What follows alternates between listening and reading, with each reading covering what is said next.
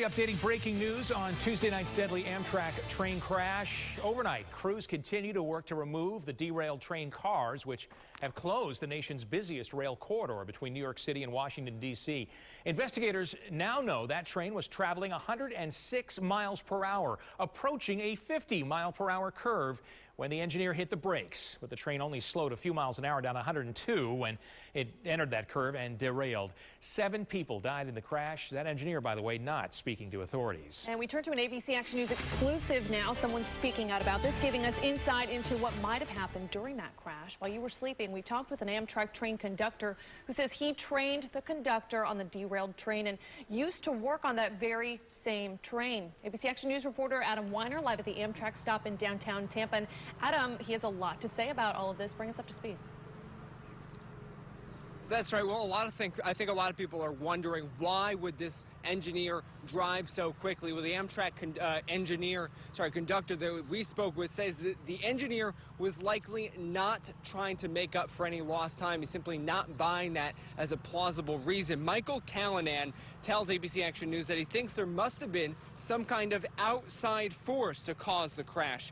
Callanan, who works in Connecticut and happens to be here on medical leave in Florida, says he knows the conductor personally. He used to work with him in the Northeast corridor where this crash happened. He says the engineer operating the train actually has a good reputation amongst Amtrak workers and knew the track extremely well. And Callanan says this engineer would know how to make up lost time on the trip without speeding and would know where on the track is simply too dangerous to speed, let alone double the speed limit. I'm hearing from coworkers, and this is only speculation and on social media, that a brick may have been thrown at the train. And that's why it was thrown into 105, 106 miles an hour, because he had his hand on the throttle, and that's why this may have occurred.